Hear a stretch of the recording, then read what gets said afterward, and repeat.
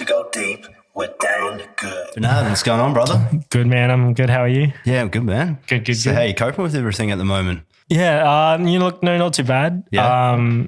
It's definitely something, it's been really, I guess, difficult initially because everyone's like, oh, you can't touch anyone, you can't go out. Yeah.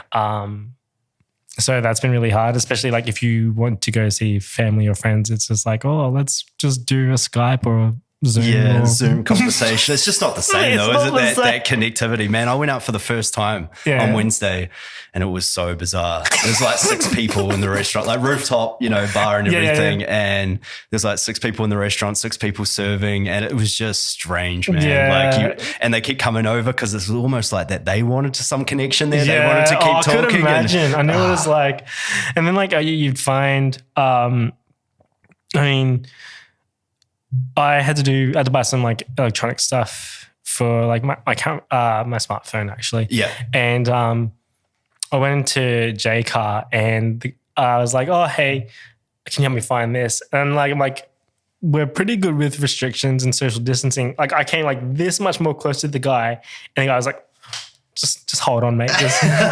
I'm like, mate, I've showered today. I promise you that. I've like, you guys have offered, hand sanitizer on the way in. I've done that. Like I'm, I haven't got any symptoms. So I know, but it just affects people like in your subconscious, right? And it's just like you second guess everything. And it's like a new thing now where everyone's so concerned about, are they carrying or are they not? Like, have they coughed yet or something? Yeah. You do a little faint cough and everyone looks at you or like. You're just like. Yeah. But yeah, it's strange. But I mean, you're on the front lines though, right? You're a nurse. What hospital do you work at in Brisbane? So I'm over at the Princess Alexandra Hospital. Yeah. And I think for us, like, I know that we've had a few positive cases where in the hospital itself, but not where I work. So I've been really, really lucky for that. Yeah, that's people coming in with positive. Yeah. So in saying so, like for me, I get it's more the awareness that's like, oh, okay, we've got positive cases coming in or whatever, but not specifically where I work, which is really, really good. Because it's like specifically for me, I think from a staffing point of view, and like you have to kind of Queensland Health itself, or like the healthcare system now is so kind of like on high alert where if someone's positive, you've got all these staff members, all these people coming in, like rotating per shift or whatever. And then like the time of exposure, if you've got a positive case, can be really one of those things where, well, how safe are we? Not only for ourselves, but also for the person as well that's infected. Yeah. And then the risk of like, what if we bring it home? So, that's always a scary thought that you never really want in the back of your head. So yeah, for sure. Yeah, like obviously you got your wife and everything else at home. It's scary. Definitely. Yeah, people that you come in contact with. It's definitely a scary thought for sure. Yeah. What do you do? You're doing us all a solid, man. Like, man, props to you and everyone that's working in the hospitals, man, on the front lines, because like it's the most. It's a scary thing right now for anyone working around it. Yeah. And especially because there's so much up in the air about the actual virus itself and how you can get it and this and that. And like they really just don't know how people are getting it. Well, yeah, there's that too. But like it's the other things where like I think people tend to take it too far. Yeah, for sure. It's because, social media, news and all that sort of stuff can definitely construed or like, just blow things out of proportion. And I'm like, well, if you like find the information that will best serve you, you'll be a lot better off. Like I wouldn't, like you would see like these people, these normal street people, they're like wearing gloves and masks. And like, you're probably not infected. And that's where like it puts a lot of strain on a whole bunch of other people because it just travels back, down through the community or all that sort of stuff where like they're doing it. I should probably be doing it too, but in fact, you're only just making yourself look silly. Yeah, but there's so many different sources though of media that are saying completely different things all over the place, and you could research articles and go, "Here, this proves my point right," and then you'll have another 3 come back from your point of view, and it's like, well, who's really right here? Like, exactly. It's just the most interesting thing that I found recently, I heard on Dr. Rhonda Patrick on Rogan's podcast, and she was talking about how they've found a lot of correlation between the people that are getting really sick, like really, really sick, and like for young people that are getting really sick with a vitamin D deficiency. Interesting. Yeah. And so, and a lot of them have been now tracing back to that, and whether this is like some sort of, marker that these people are more susceptible to getting the really, not being asymptomatic, but actually being very sick for it, and some that are dying and things like that. Yeah, so that can be pretty horrific. But like, I think any kind of where level of research people are going to like target something. Exactly.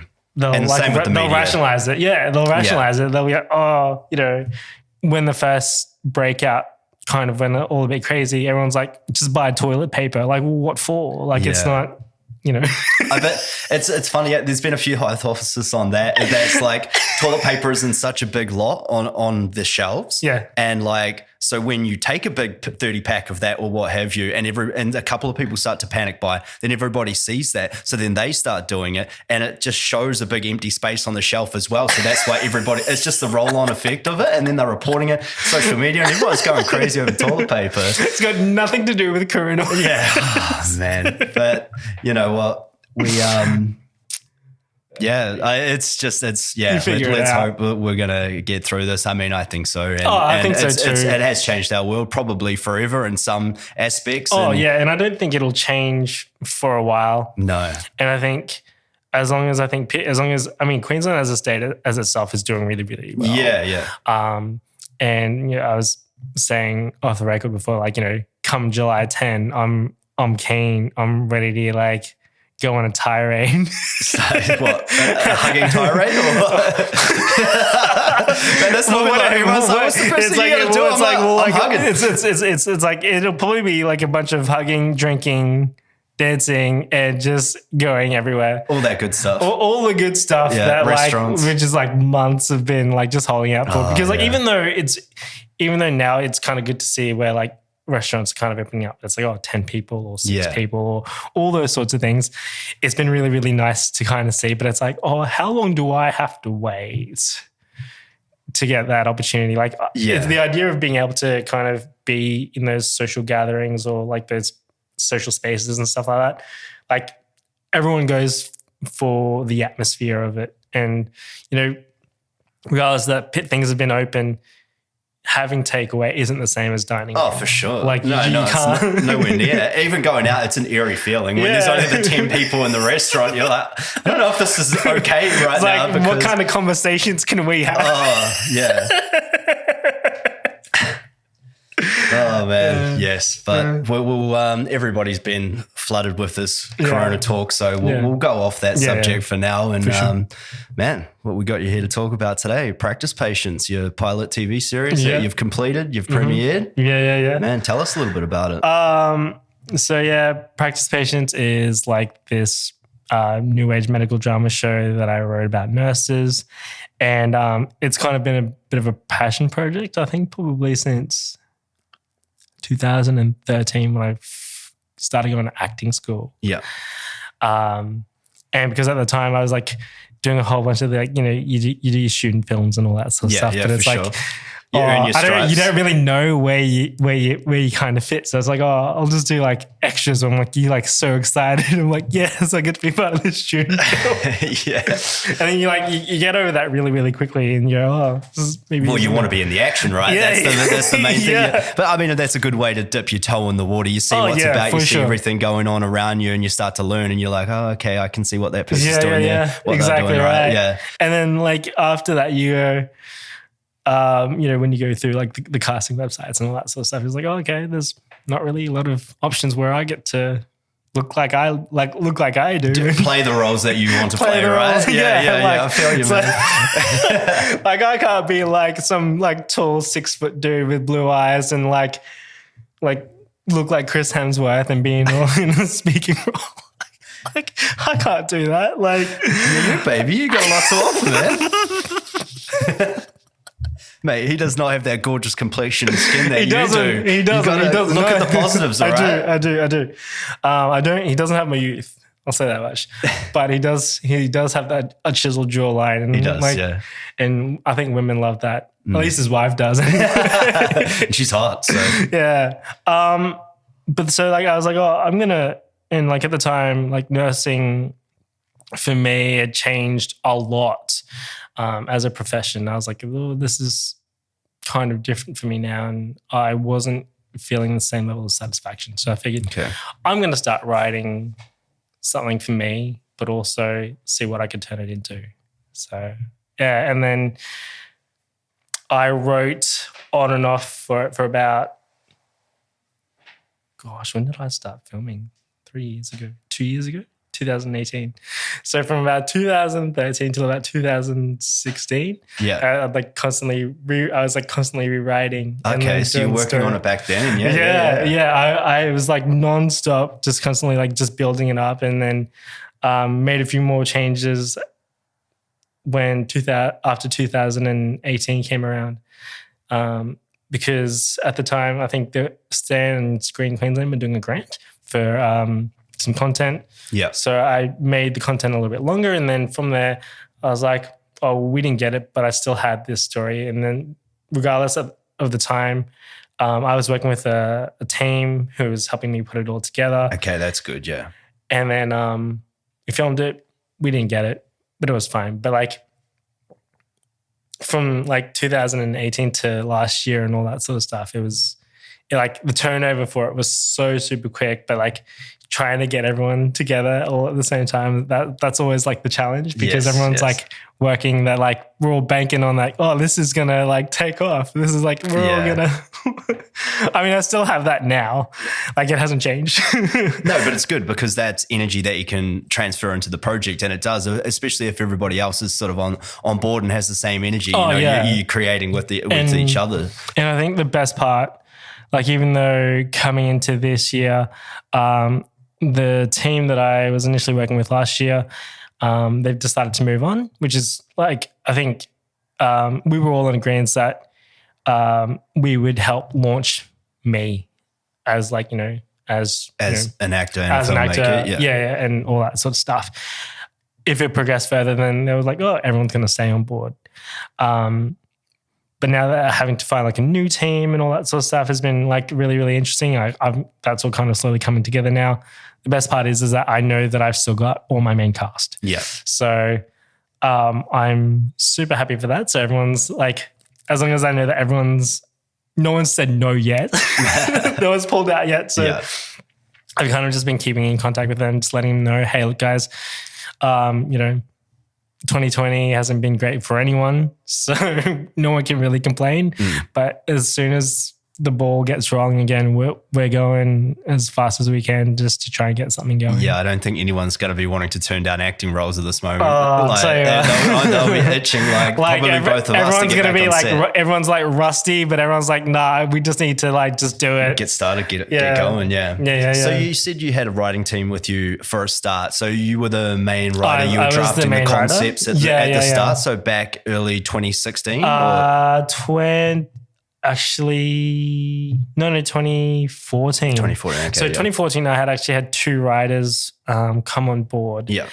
And then we were all working together. I said, like, I've got a template for all the scripts, and I've got all like the character plot points, and like all their like changes and all this sort of stuff.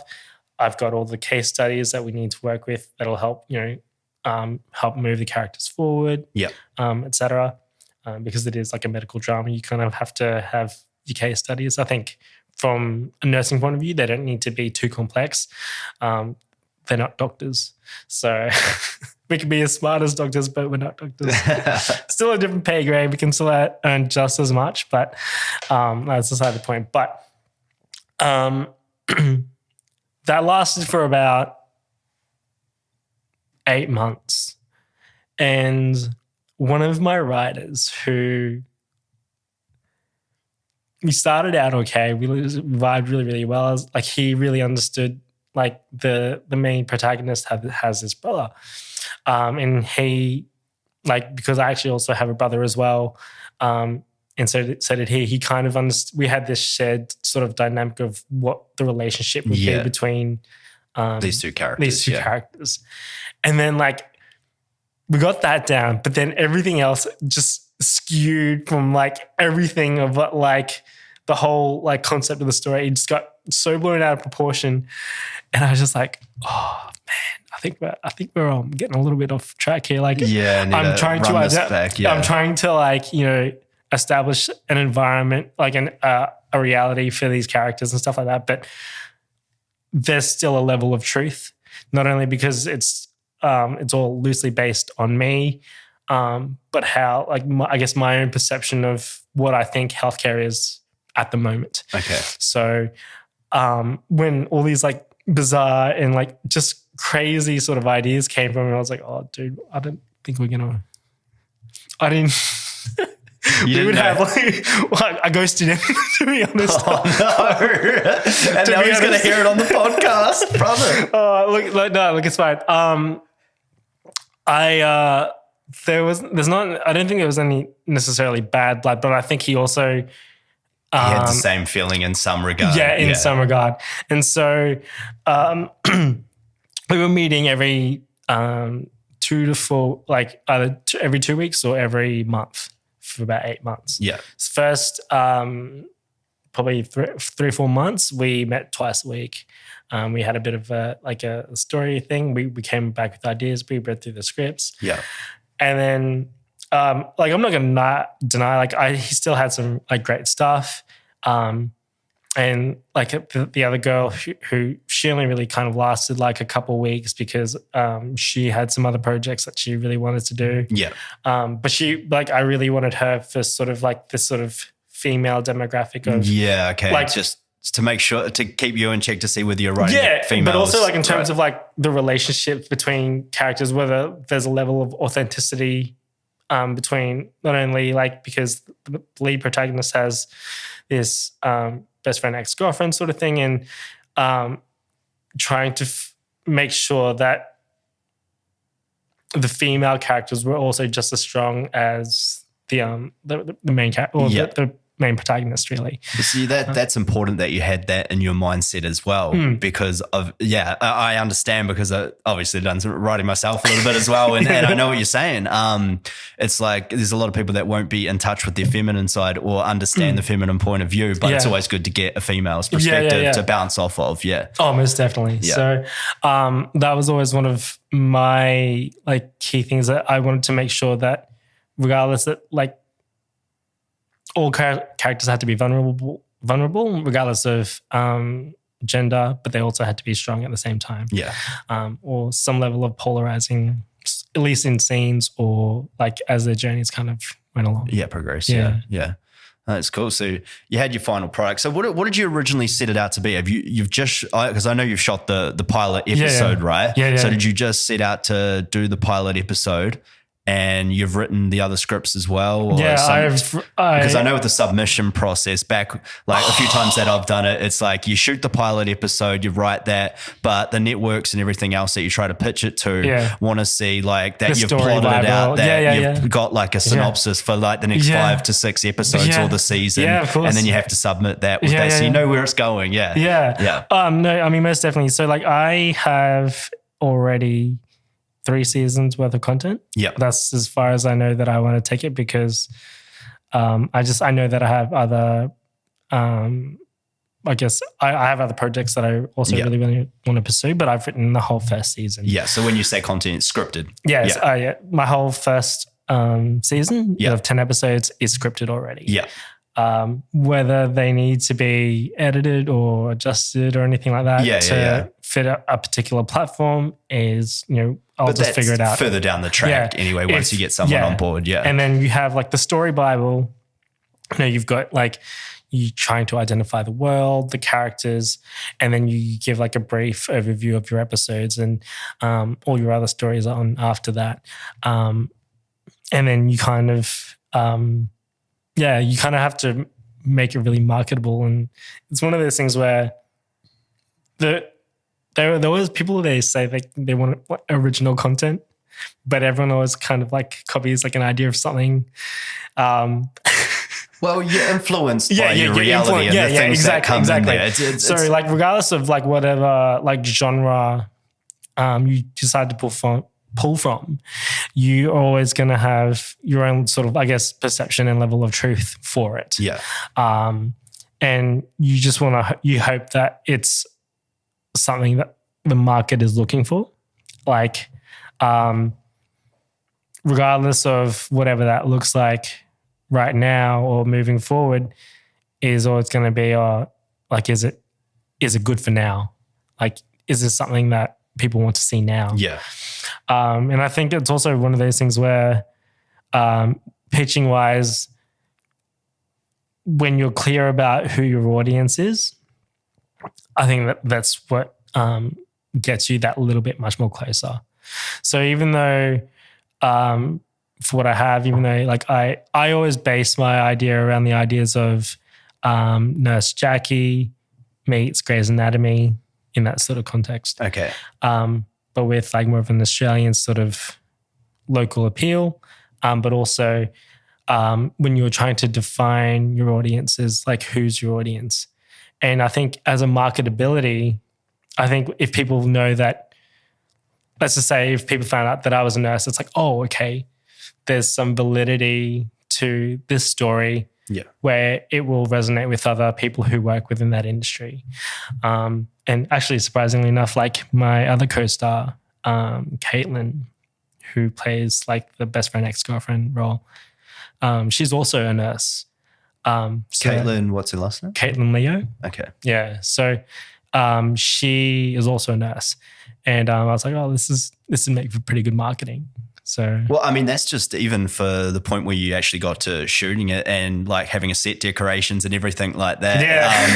That would come into play, obviously, because you know what real life is and you can intimidate it. Yeah. And like, because like Caitlin and I work in like very different areas. Like, I mean, I mostly work in like mental health, and she does sort of like general nursing sort of stuff.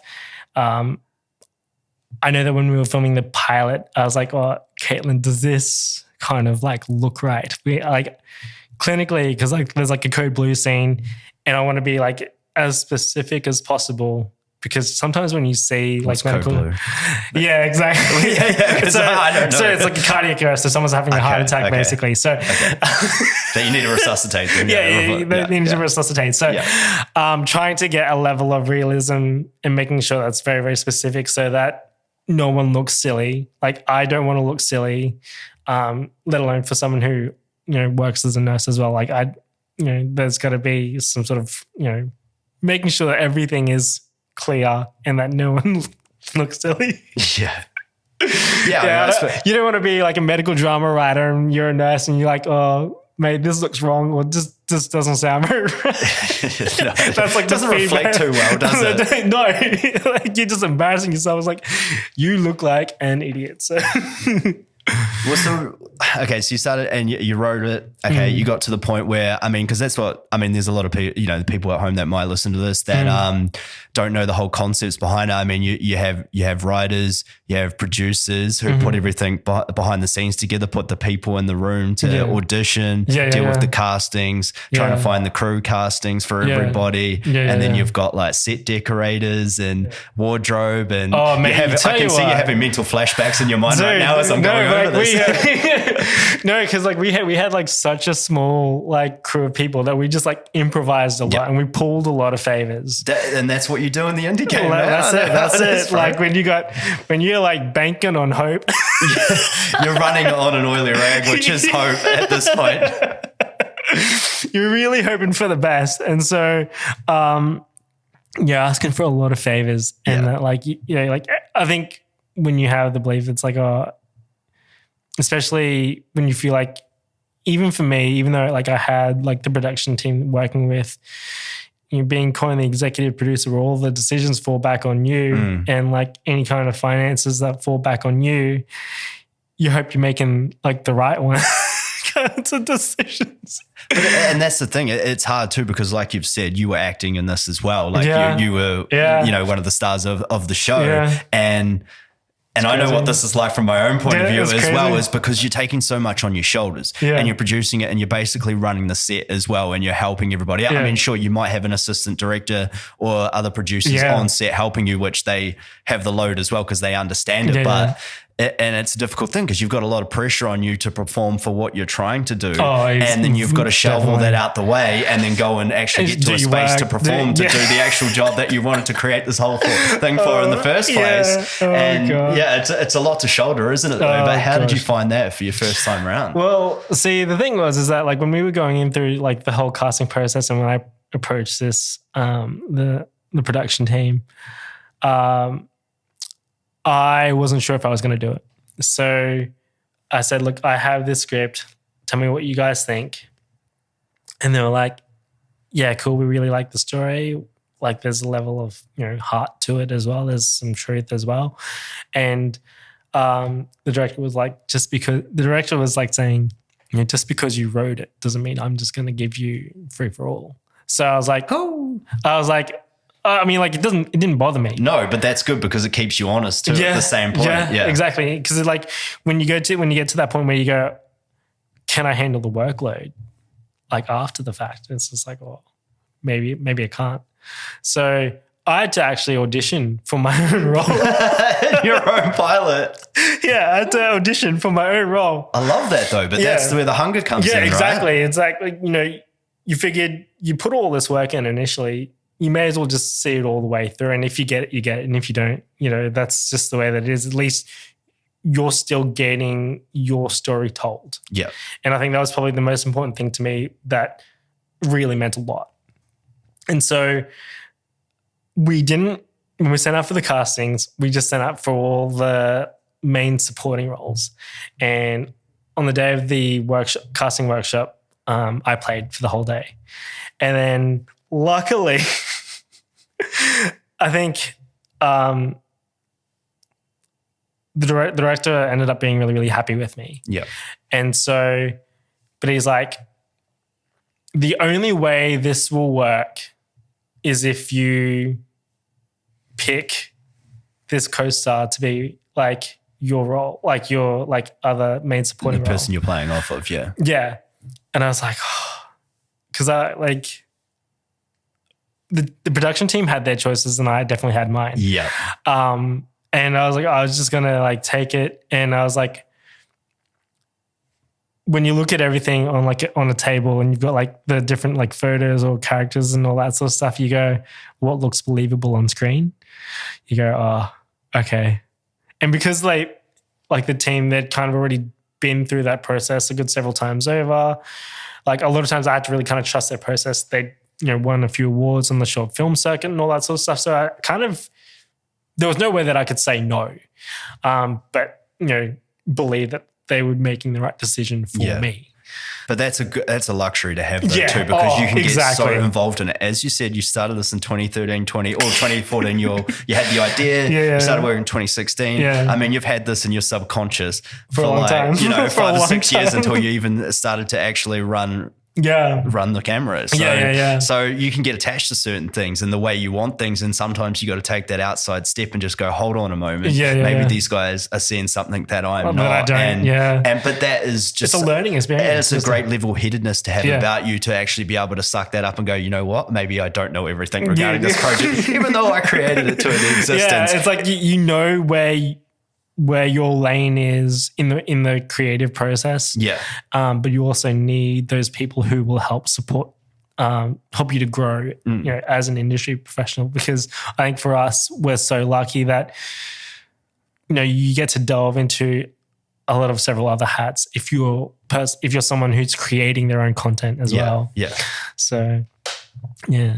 That's exactly it. So that's awesome. So who is the team that helped you out with all this? So there was a team called Sparrowland Productions. Yeah. The director, Jesse, he studied out at Toowoomba and he'd done like a couple short films with another girl who I went to acting school with, Caroline. Okay. And they just hit it off really, really well. And my friend Caroline, she had been like working for like ABC and doing all these sorts of things. So she kind of had like a sort of an idea about, sort of producing sort of stuff, but also like Jesse has just an incredible eye for directing. Yeah. And like having seen some of his work, it's incredible. And like him having won like a few, them as a team having won several like awards on the short film circuits and stuff like that. I couldn't help but not trust the process. Yeah, especially like you say, they've been a team together, and that's a key thing because they all know how each other works and how they think. Exactly. And it saves so much time on set. When you have a skeleton crew like you already are and you're pressed for time and money and whatever else in the budget, then they just instinctively know what the next person's going to do, and they can go grab this gear. I know what you're thinking here. I can drop this down without any argument. Yeah, because like a well-oiled machine, which you do see, and you see when it's not that on set as well, and things go terrible. Like it's like a lot of waiting around, just trying to figure stuff out. And as an actor, there always is a lot of waiting around too, right, on set and time to like kill. And so it's you see all that, but that can also affect the environment that you're working in as well, because everybody's energies are different, and then you go into the scene, and it's hard when that's your job at the actor, when you have to neutralize yourself and don't let it. I'll fully admit myself. I've learned through the process, man, and I've made mistakes and I've failed and I've had things, affect me, and I'm like, God damn it, and you just got to center yourself, and that's where you get better prepared as an actor, and you do the training, you do the classes, you do everything, you get yourself into a situation where you know how to get out of or how to get through and still perform to your high standard or what have you. It's definitely a process. Just winding over in your mind. Because I'm like, as I said, like coming through back into July, it's going to be one of those things where like, oh man, am I just going to am I going to crumble?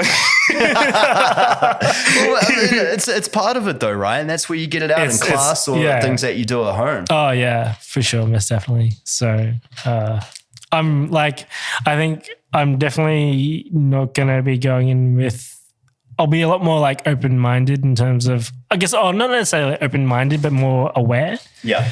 Of stuff like, just like moving forward, and all that sort of stuff. So, I've still got to run like the casting workshop for like episode 2. Great, thanks. Okay. So I've got to run that. And then look, if we get a chance to start filming like some scenes this year, I'll be really, really happy. Yeah, for sure. And that'll just be location dependent and all that sort of stuff. Yeah. So you shot episode 1, and so you have gone. So you said you went through the process a little bit with SEQ. Oh no, sorry. Screen Queensland, geez, I was blank. And then Screen Queensland to try and get the grants and everything that. So was that just with the script-based part and what the concept idea, or was this with the filmed portion? No, it wasn't. So you could tell.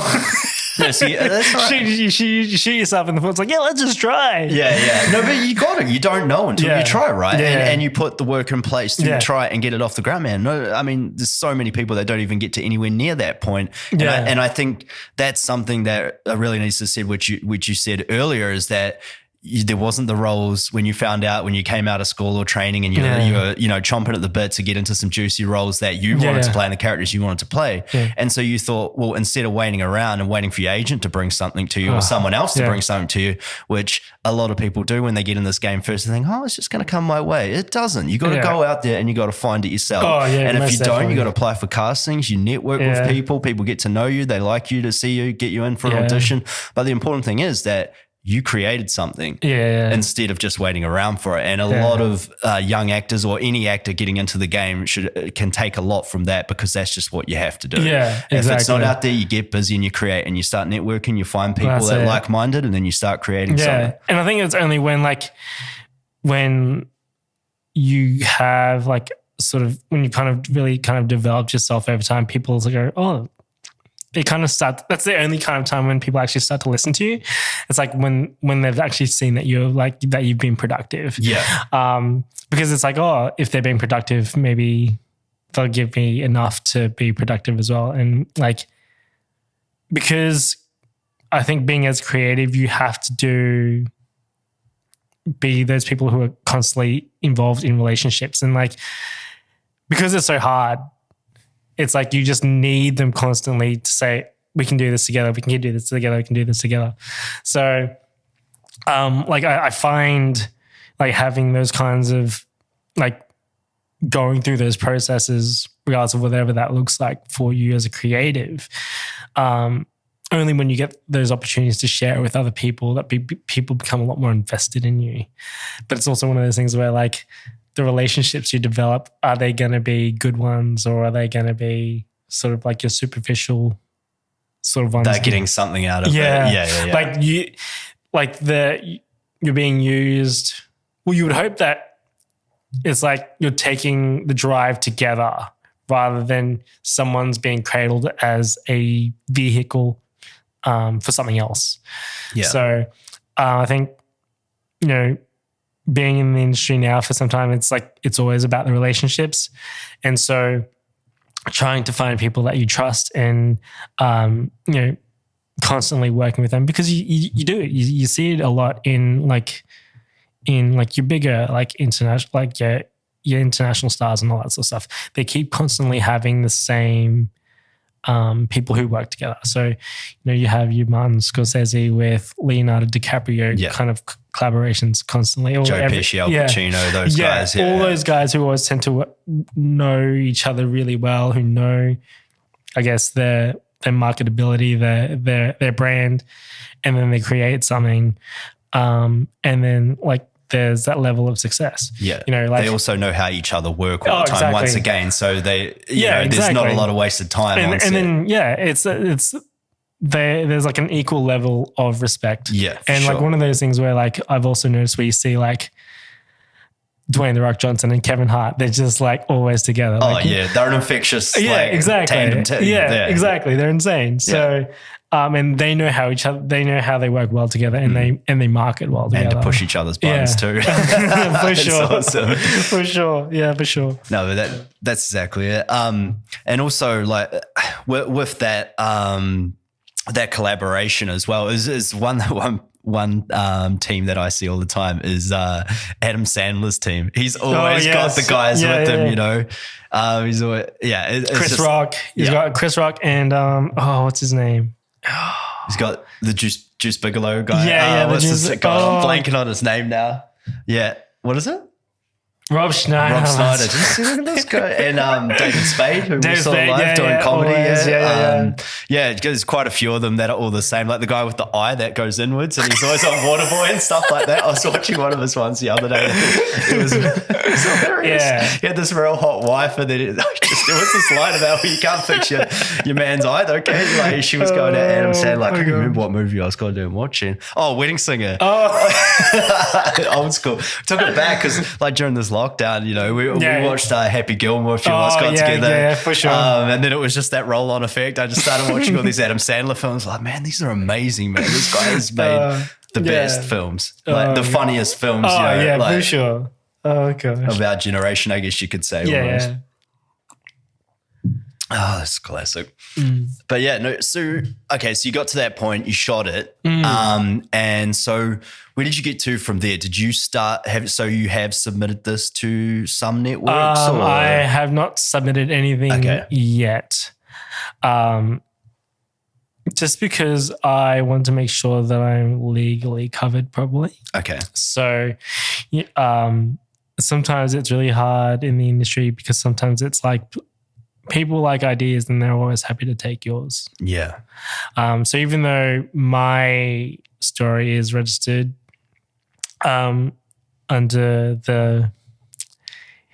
it's registered online something, so I know no one can take it. Okay. So the name you mean? Like the name itself. Writers. No. I'll have to pull out, like I paid $150 for it just to get it registered so that I could take it. But it's registered. Like I did that like 2016 because I had attended a pitching event. That was pretty interesting because we had some I attended this pitching event, and that was really kind of. Keep going. Sorry, I'm just going to adjust the dial. No, you're right.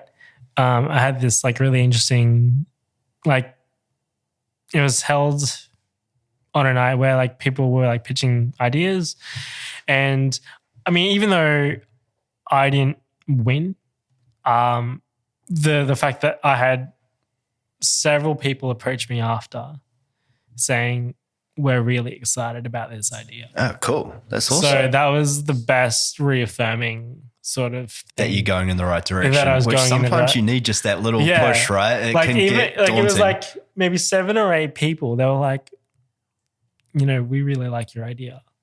And even though they weren't anyone who was specifically involved in the industry or whatever, but they were just like, we hope it really does take off for you because it sounds really, really, really good. Yeah, that's awesome. Yeah. That's good. So, okay, so you're at that point now then where you're perfecting things. So what's your rationale then behind, so you're going to shoot a second episode and things like that. Is that for you personally down the track because you think you may try to sell it on, or is it because you want to carry on with it and put it, say, on YouTube or another platform? I mean, that's kind of what I would really hope to do. So whilst, filming the episodes and stuff like that, and if it does progress, if I got to the point of where, if we shot 3 or 4 episodes, because the episodes, well, we culled the first one down was almost 55 minutes to just half an hour. Okay. Or just under half an hour. Yeah. If we decide to continue in the long format, I could break those into smaller portions and put it on YouTube. Yeah. And then still at the same time still kind of grow the audience, because it's always one of those things where these network people or whoever it is, they want to know how big's your audience. Of course, to get the backing behind it. Yeah, so they know that you've got an audience there. The level of risk is less. Yeah. There's a lot less risk involved if they decide to take your project on for however much money. Yeah. And that's always one of those things in those Screen Queensland sort of grants or whatever, or Screen Australia, whoever. They're what are the risks, and what are we going to do to help you, or what are you going to do so that there's a decreased level of risk so that we don't have to wait. That sounds really bad. We don't have to waste. No, we don't have to lose money on you. Well, it's always a big, it's a big investment for them to invest into a project a lot of the time, and they're getting money from elsewhere. They may have investors involved in whatever, however way they're going about it, and how they are investing in their investments. Most definitely. Yeah. And I think it's one of those things where even though you're as you're kind of progressing, I still hope to kind of get in touch with other and me myself as a brand, not only being as a product for the show, as a brand for the show, but also as a nurse, seeing where I can reach other health organizations or share similar ideas where a lot of the themes within Practice Patience is that there's a lot of things revolving around mental health. It's can I get exposure through them, and can they help support the project as well? And different states have different nursing unions. Can I reach out to them and see if I can get their support as well? Can I help grow the audience more? Of course. So that when you kind of get to that point where you approach these bigger, people have to make bigger decisions, and where there's a lot more risk, they go, well, this is what I have, this is my audience or whatever. So that they hope that in hopes that you will get an opportunity to do what you want to do, and you can get paid.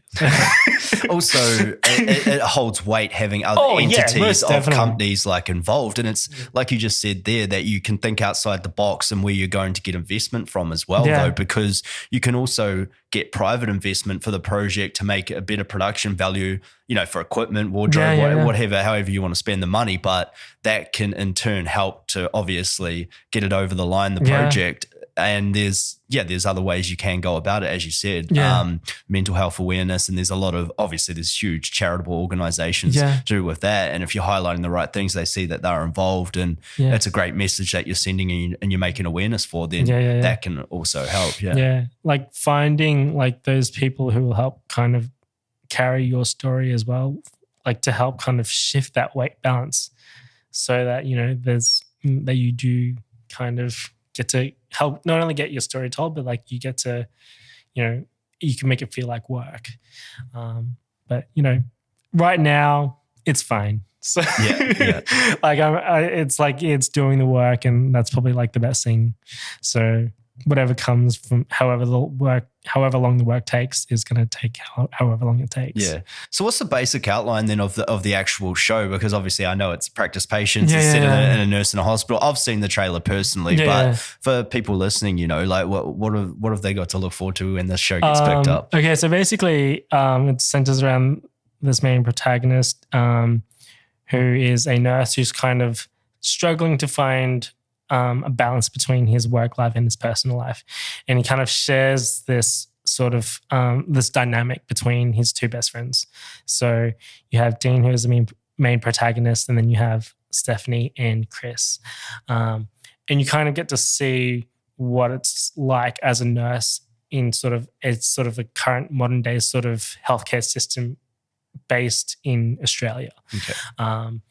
And it's interesting. There's a lot of relationships, sort of dynamics and stuff, and you kind of really get to see the insides of what nurses kind of go through, like not only as healthcare professionals, but as a business sort of thing, of how things kind of operate. Which is kind of what I also wanted to highlight.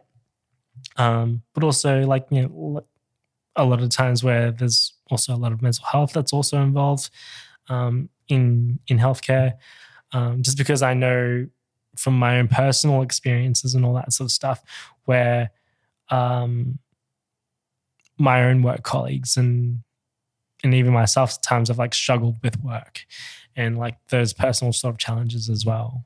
Yeah, because I mean, that's the people forget that when they go to a hospital and they're getting seen to, that really they're already worried about, because obviously they're in pain or something's going on, and the nurses and the doctors are there to fix them. That's all they know, really. But they have no idea what they're going through from a day-to-day basis and what they're coming in with to the hospital, and then they have to go and perform these jobs that are life and death, literally looking after people, and they have to switch that completely off, I would imagine, almost, or the best ability that you can to try and cope with the situations, and get through and help people.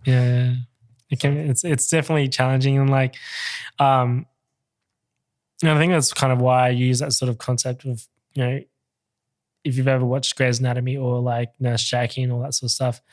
I mean, I'm sure there's always going to be a level of truth in all those kinds of stories.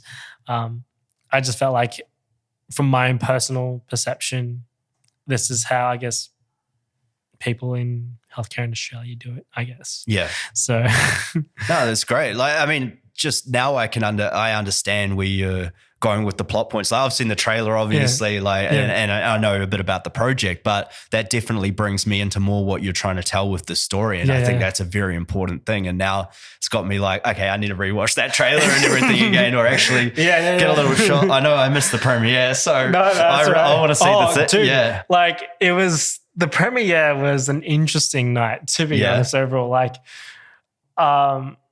before the week of the screening, I had taken 2 weeks off. I was like, I went for a holiday to Japan for a couple of weeks. But as soon as I got back, even when I was in Japan, I was still working. You were thinking about it, weren't you? I was you still never working. Switch it off. Mate, I was still working around the clock, because like we were still in post-production, and we didn't like necessarily get to see like, well, my director saw the final cut. You hadn't seen Final Cut before a premiere. Oh no. we got to test screen. Yeah. I was like, yeah, it looks good. All right. Let's get this shit rolling. Oh no. And then you were dressed up in your suit. You were there, friends and family, everybody waiting to watch. Like, yeah. And then like, because I was going to brave it out. Yeah. I was like, I figured I've been through all this much. And I'm like, if anything could go worse on that night, I know things are already gone. Like, just the whole journey. It was like, just knew if something was going to happen, it was going to happen. Yeah. I said it on Friday the 13th. Yes, I did see that. Oh, December 13th on a Friday. And I was like, okay, I feel pretty good about the day. And oh God, what happened? It stormed. It stormed that day. So like I was like constantly posting every couple of hours or every now and then to say, oh guys, please just get there safely. Do the best you can. But please be safe. Like even though it stormed the hell out of anything, when the screening finished, it was fine. The weather was fine. Oh no, it just fightened up. The clouds lifted. It was just like, oh, but like, people were coming down from like the Gold Coast just to come to the screening. Like my editor lives down on the Gold Coast, and storming as hell, just left his house. Like, I'm so glad he's fine, but like he got into a car accident. Oh no, that highway is no joke when you cannot see 5 foot in front of you. I was just like, you got to be shitting me. And that wasn't until after the fact. And like, so we ended up starting a little bit late afterwards. But I mean, it was still a good night. I wish I'd sold out, but I'd almost sold out. So I was pretty happy with that. That's pretty good from Premiere, man. I've been to a fair few and it's hard to get the people there. Yeah. It's hard to kind of get the numbers there and trying to get like really people like invested. Yeah. And so almost selling out made me really, really happy. That's a good effort. Yeah. I mean, it was only like 130 seat cinema and I got like over 90. That's good. That's good numbers. Like I was like, oh, people like me. Even though 50 of these people are friends and family. I know what it's like, brother. It's great though, but even to get them to come out to see something like this is awesome. Most definitely. Because you know how much you've invested, how many years and time, energy, sweat, blood and tears. And you kind of just like talk it up the whole time and it's like you finally get there like, okay, I could give this a shot. Give it a shot. Because I think it's also one of those things where like, I mean, growing up, I wasn't exactly the smartest kid. Like I was the youngest of 4 and I went to like school for like friends and girls and I wish I'd kind of applied myself more, but I didn't. And then, when you kind of decide that you want to kind of do something for yourself in life because of like the journey of how your life's kind of grown, and you decide you want to eventually do something about it and you want to do something for you. And like, I guess your close family and friends see that. They're like, oh, he's kind of, that person's kind of really, really changed and let's just see what happens. And like, let's see what we can do to try and support them, if they really feel that they are that great. And I'm like, well, I reckon I'm that great. So that's right, brother. Man, I'll always say this. If you don't back yourself, how can you ever expect anyone else to? Exactly. I stand by that, man. I tell myself that every day almost. Yeah. Like it's true because that's infectious. When somebody is so confident and has so much belief in themselves, that's what gets all these projects and things over the line. Yeah. That's the difference, the minute difference between making it and not making it. Yeah.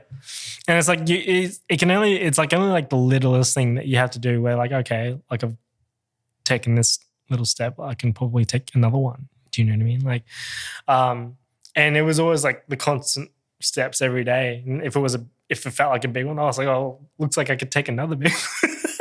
I love that. Like you kind of just go through the motions every day. And before you know it, you're at the premiere. Yeah. So. Of the film that you haven't quite seen everything yet. Yeah. TV, I should say. That's amazing. Yeah. I love that though, but it still got across the line. Yeah. You made the series. Yeah. Well, you made the pilot episode and everything. You premiered it. So how was it received? Oh, it was really, really good. Like I was like super happy. I got like a couple interesting comments from a nurse, which I thought was really, really interesting. Okay. Really, really interesting. What did she say? Do you want to repeat it or not really? No, it's fine. Because like all the characters that I've written in the show are people who I've known over my career as a nurse. So she's like, "Oh, you kind of made nurses look stupid." I'm like, "I'm sorry." Wait, what? And I was like, I don't really understand. Because I think like there is a character. I mean, there is a character who's kind of a little bit sort of on the playful side, a bit on the light side of things. But it's one of those things where like in a workplace, those people exist. Oh, for sure. Like you can't not say that person in the time of your career or whatever workplace that you're at, that you can't say that person doesn't exist. It's realism. Yeah. Like you mean a larrikin, right? Yeah, exactly. Like you needed someone who needed to have like a bit of fun. Yeah. But like you needed to show that like I had to also show that there's a level of vulnerableness to the character as well. So because then they see the weight of the situations or decisions exactly. they've made like, to put themselves in those positions. Exactly That's right. what a drama is. And like I don't think that she kind of really got that. But I was like, okay, that's fine. Maybe she was seeing herself in this character a little bit. Oh no, I mean I've worked with this nurse for like years, and she's kind of always really kind of like backed me from like since I started my like sort of acting career and all that sort of stuff. And she's come to all of like my stage shows, doing theater and all that sort of stuff. That's awesome, man. It's great to have that support. Yeah, exactly. So when you kind of go, when it's sort of your own. Oh, so that hit a little bit, hit the feels. Yeah. I was like, can I go on? I feel a little impenetrable in my Teflon heart. But no, like we definitely we got there. So, but I just thought it was interesting feedback. She said she still really enjoyed it because there was a level of truth about how the world that the characters lived in. She said that was great. I was like, okay, well, I'll take that one instead. Oh, for sure, because that's the whole basis to set a foundation for the show. Exactly. And if she got that from, and that's the thing, because I'm sure you invited a lot of other actors and filmmakers. You had people from different walks of life, and then you had people in the industry. Yeah. And you and I both know that when you're watching things, you see so many different things that other people don't because they're not aware of like of what goes on set and what should be there and how it should work and you see what gets through. Yeah. Oh, that's crazy. But that's cool. So so it was 90 people to a premiere and great feedback. That's an awesome thing in itself, and that's got to breed some satisfaction within you and feel good about a long project by the sounds of it. I mean, most definitely. And like, at the same time, like it's one of those things there where now it's like, oh, what can I do next? Or what can I do bigger? I guess, if that makes sense. So, I mean, other than trying to get episode 2 kind of started, now that I've kind of started to work on like other ideas, like a feature film, I've got like a few. I've started writing one that I've kind of been writing for the last several months. It's really, really interesting. So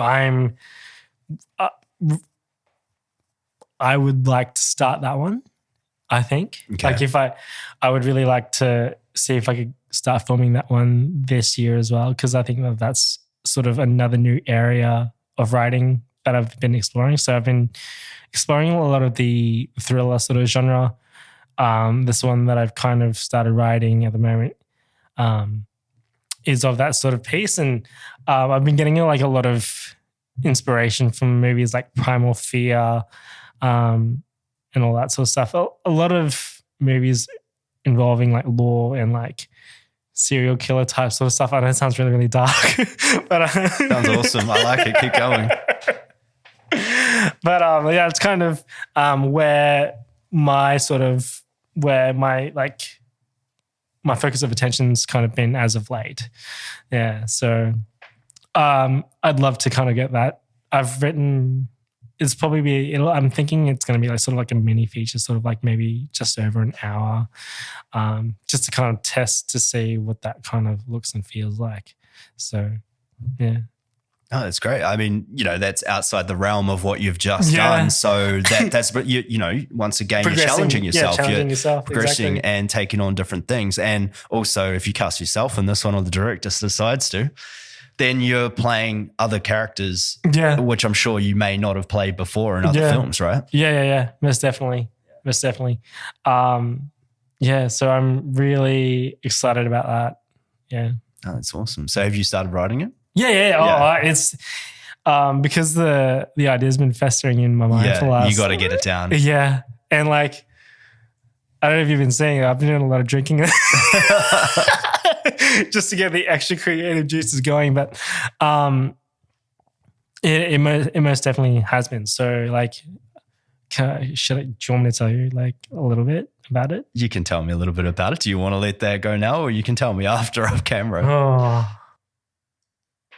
Oh, look, it just depends on who sees it afterwards. No, you know what? Don't say anything.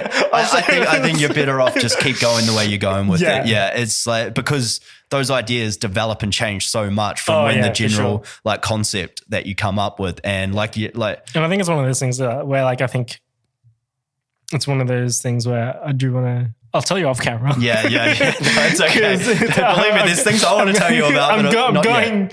I'm going through some things at the moment. So, No, I know how it is. And it's like when you first start off, you're so excited about projects that you come up with and you want to share every little bit, and it's all over social media and everything. And then you're like, and some things don't go over the line. Some things don't get made or what have you, or they take ages to come out and things like that. And you're like, oh, God damn, I promoted the shit out of that. And then, no, I can't. And people keep asking me, where is this film? Like, So, and I know it's forever changing. So, and it's always going to be that way, and that's the beauty of the art form. Yeah.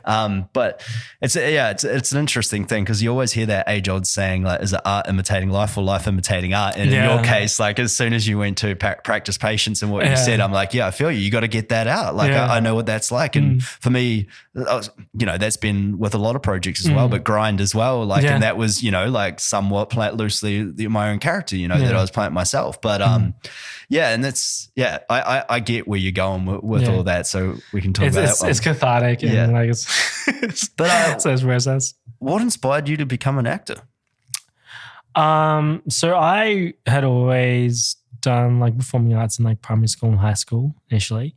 I always really, really liked it. Like I think one of the cool stories that kind of really was like the pinnacle of which really did it for me was like the Goonies, where like you had like a bunch of these kids and they're like going off on a journey. An adventure. And adventure. And I'm like, this actually looks like a pretty cool thing to do. And like, if you got to do that as like a job, like, man, that'd be like awesome. So, so then I did like, from primary school to high school, all the way up to grade 10, did little parts of like, just like theater, sports type sort of stuff. And then my parents were like, don't know how this is going to pay off really well. Because I mean, if you're really only putting in like sort of like the bare minimum sort of work sort of thing, like you're going to find it pretty hard to kind of like keep yourself afloat. Like, you're going to grow up to be an adult at some point. And hopefully. Yeah, you'd hope you'd grow like up a little bit. Yeah. And that you would hope that you just go, oh crap, I gotta think about the future. Work and make money. Yeah. And so like they said, oh, try nursing. So like, grade 11 and 12, tried to be academic. I didn't. So then so everything was on hold. So I like for the next like 3 or 4 years after that, I worked on the idea of like finding my ways into healthcare and like trying to really kind of understand where my parents are coming from. And then when I finished my study for nursing, it kind of made sense. I was like, oh, I probably wish I'd kind of applied myself a little bit more. And then I was like, I got to a point where I was like working full time, and then like, I guess cultural change in the workplace kind of happened. And I was like, oh, I still really love this work as well, but I like I still had that craving of wanting to do acting. And I was like, oh, if I don't try or if I leave it, like, what am I going to be here for? Like if I don't try something that I really want to do, I don't want to say that I don't want to live with any kind of level of regret for my own life. Take a chance on yourself. Yeah, exactly. So, with, I think, all that in mind and realizing how hard it was going to be, I think if I didn't do everything else before that I probably wouldn't be as persistent as I was now, and I probably would have still been the same after I finished like school. I'd be in my 30s and I'd still be like, it's going to take off eventually. It's not, because like, you know, I didn't really have, I think at the time I didn't really understand that level of foundation of what I was going into for my future. You know, I literally went to school for like, acting, sure, girls and guys and friends, and like that was it. Everything else after that was like, nah, don't care. Like I didn't really study as much. So, but like if I didn't go through that process, I wouldn't still be as passionate about acting now, to where I am today. So, yeah. Yeah. That's awesome. Yeah. Like, so you evidently tested yourself to see whether you really wanted to do something like this. Exactly. And especially once you see the level of commitment and things you have to sacrifice to even remotely try and get anywhere in this industry is crazy. Yeah. Like you can't go out and drink with your friends all the time. You can't do this because you've got auditions or you're shooting the next day, or you just got to be fresh for anything that comes up at a moment's notice from your agent to do an audition, and it's got to be in by tonight and finished. Yeah. Or like, you know, if you're just trying to like, you know, like you and me, like creating your own work, because, you know, you're still having difficulties trying to get people who will not necessarily give you an opportunity, but like when you go for an audition or when you go for a casting or something like that, and if it doesn't work out, it's like, oh, well, maybe you weren't right for that sort of thing. Yeah. It's not your fault. It's because that's not what they're looking for. No, so, and it's, that's exactly it. There's a lot of times where they've got this specific cast type or look or things that they want from this, and there can be so many variables go into that situation, and anyone can say any opinion that may sway what happens, and you don't know that. But the only thing that you can really worry about doing is learn your lines to the best of your ability, know what you're going in there to play, settle yourself, be relaxed when you go in there as much as you possibly can, and leave it all in the room and do your best performance. After that, you just got to forget about it. And I know it's so easy to say because of the first several years that I was doing it, you get your hopes up, especially on some big auditions. Like, how am I getting this audition for a speaking role in a Marvel film? This is crazy. I want this so bad. This could be my thing, you know, and you might say one or two words and it might even get cut out, but you don't know that at the time, especially if it's your first big thing. Exactly. And then you're like, and then you don't, and you can be really down in the dumps, but it's one of those things where it's got to, you know, roll off your back like a duck in water, because you gotta play a game. You gotta go out there and dust yourself off. You gotta do it again. You gotta do it again. It's crazy. Why would you want to do it? Oh, because it's like it's an adrenaline rush all at the same time. It's like, you know, you get to a point where like the journey, I find like I've kind of realized like over the years, you know, doing this sort of stuff, it's like you're chasing the drive for it. You know, like you want the high. I know, because I know for me, like going through like the whole casting process or going for an audition, that's like the beginning of the journey of the high. Yeah. So it always goes gradually from there. Yeah. And then like, you know, when it hits its peak, when it's at its highest peak, it's like, oh, you feel like awesome. And then, but you know it's going to come down. Like when it ends, it's like, oh, crap. Like you're like down in the dumps again. But like the only thing you can do, it's like, I think it's not necessarily a bad thing, but it's the hustle. It's the it's the journey. It's the journey. Yeah. Like that's, you got to find the love in the journey. Exactly. Otherwise it might not be the thing for you. And we all go through those different doubts. I can honestly say that I have a few times, you get knocked down, you lose your confidence and you're like, shit, what the hell am I doing all this for? All this sacrifice of time and effort and just, man, it's brutal, right? Like, but I think, and like you said about those highs as well, like one of them for me is when you're actually, and what, the brilliant thing about acting is when you're actually acting opposite someone and you have those moments where you just connect and nothing else is around you. There could be 30, 40 people around you actually filming and in your eye lines and everything, but it's just a whole dream sequence where you're just in that moment and you're just saying a bunch of words and you come out of it and you go, I don't even know what the fuck just happened, but that was awesome.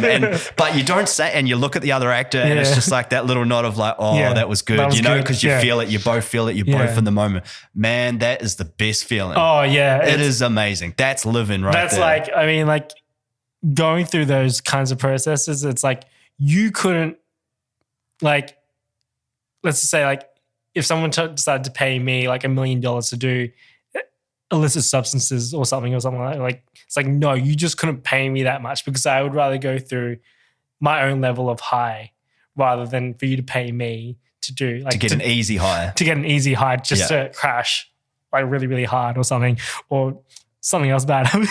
but that's it. It's like a drug, and that's what you're addicted to. That's where the addiction comes in. Yeah, and I'm like, I would rather pick that any day over anything else. But and like you said the gradual climb, and you get to that point, and you're on set and you're shooting, and it's a whole nother world, right? Like when you're on set with people, and you're all your energy is combined into this one project, and it's just. Oh man, it's so awesome, right? Awesome. The laughs, the connections you make, the bonds, right? It's almost like an orgasm. It's a different precursor anyway. It's a different kind, but for when you really hit that high, you can't explain it. No one can take that away. No. Like I love that feeling like, all the time. I want to get back into it now, just talking about it. But and that's it. And then you come out of the project and you're like, what do I do with myself? Yeah. Unless you've got another one connected. But there's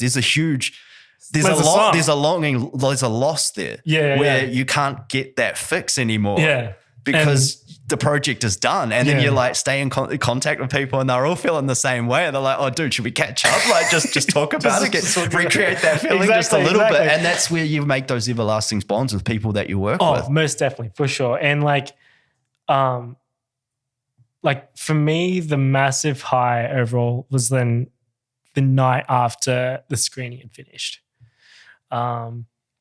Even though I had my Christmas work party the night after.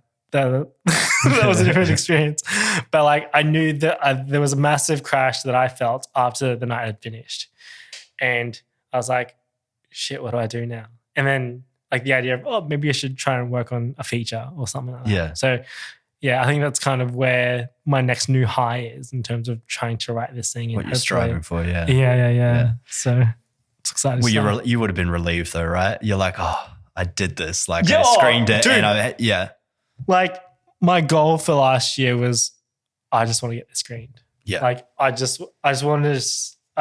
wanted to prove to myself to say that I could do it, and that I had I just wanted to let people see that I could. And when that happened, oh man, even after the crash, like the night of, it was like, it was the best feeling. But and then the day after happened, I was like, oh, what do I do?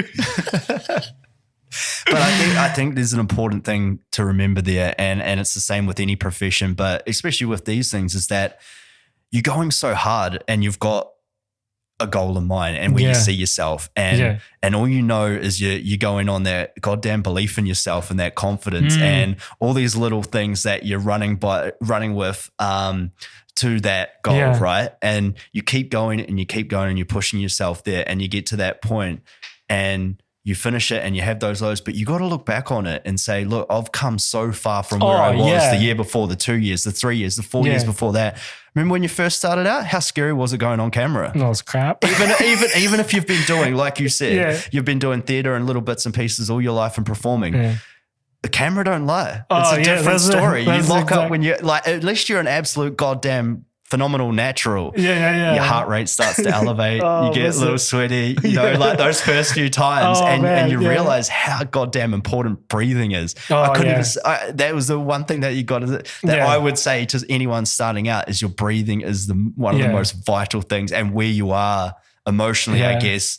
For sure. You know, like you want to be leveled as you can be coming in. Most definitely. And then you use your tools from there, the processes, whatever it may be. Definitely breathing. Yeah. Because it's funny. It's such a simple thing, but how do you expect to actually give a natural voice or speech or be able to get any kind of emotion out that you're trying to portray if you can't actually breathe properly and speak words, because you start like breathing too much or not enough. And it's just, oh man. Good times. Good times, right? Yeah. But that's beautiful, man. I love what you're doing, what you've done. I've been watching you hustle like the whole way through, and man, I'm proud of you, bro, that you finished it. You accomplished it, and wherever it goes from now, be proud of what you've done and what you've achieved. Like it is like I'm over the moon. Like there's just like no one can take that away from me, because I felt like I know I've come so far, and then now just looking for the next big thing. So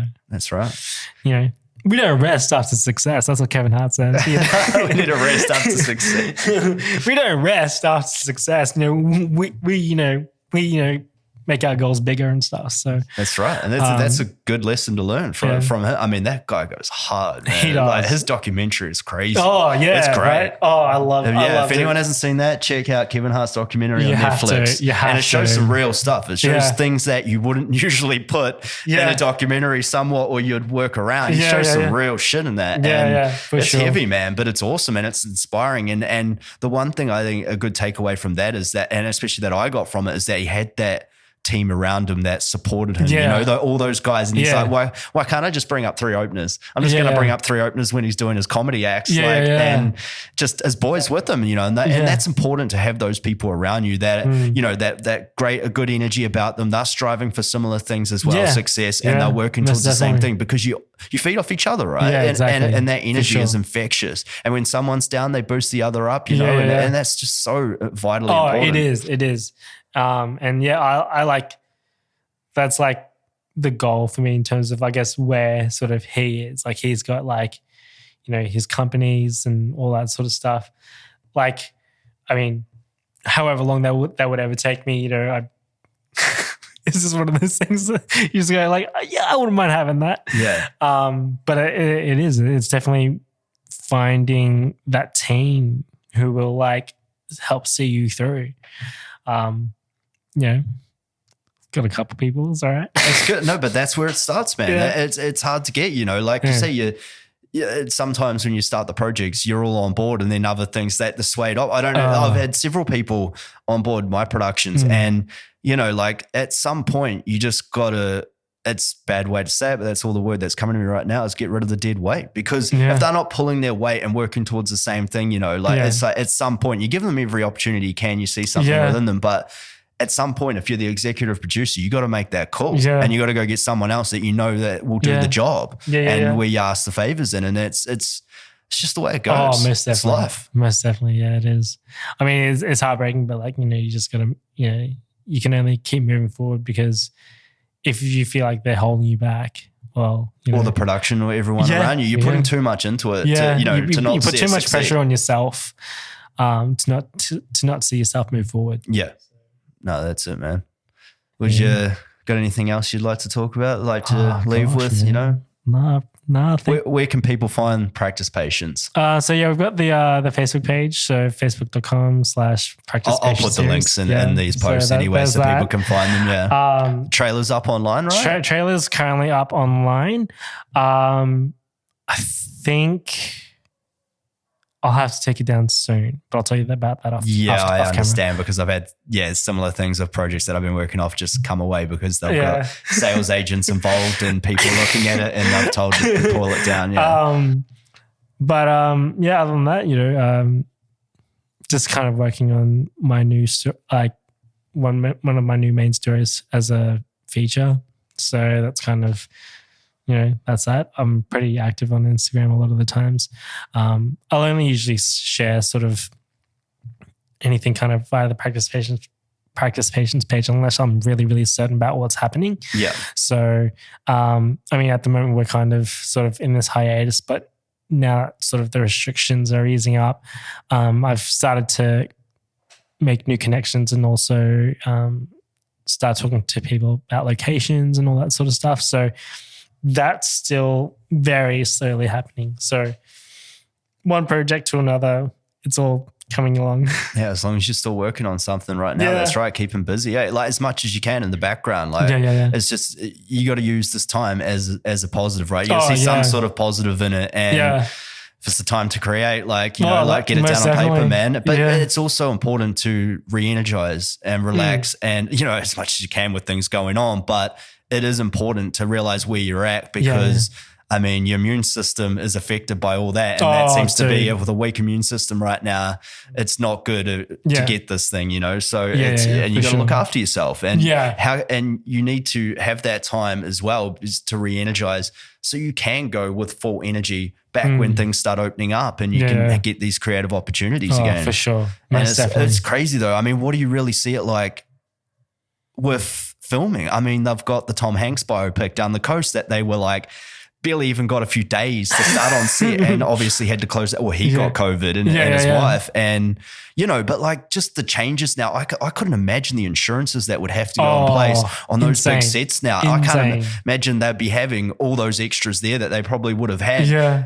Like that now staggering all that has got to be a strategical nightmare for the producers and everything else.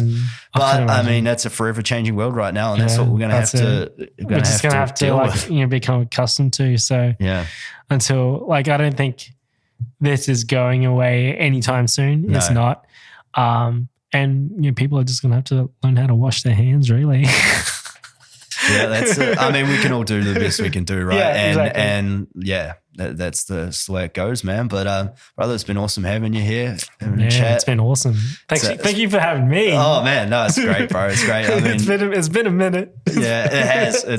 It's been a minute, all right. But like next time you come on, hopefully there'll be some progress of Practice Patience or other things that are coming up. And we'll see how you go, brother. But all the best with it, man. I'm proud of you for what you've done. And hey, man, I'm proud of you too for getting all of this together. This has been awesome. This view is pretty sick. T-Dogs all over that one. No, it is great. We're utilising it. I mean, it's a pretty overcast day today, so we don't quite have the sunshine coming through, but still a good look. Yeah, for sure. Awesome, brother, man. Keep on grinding.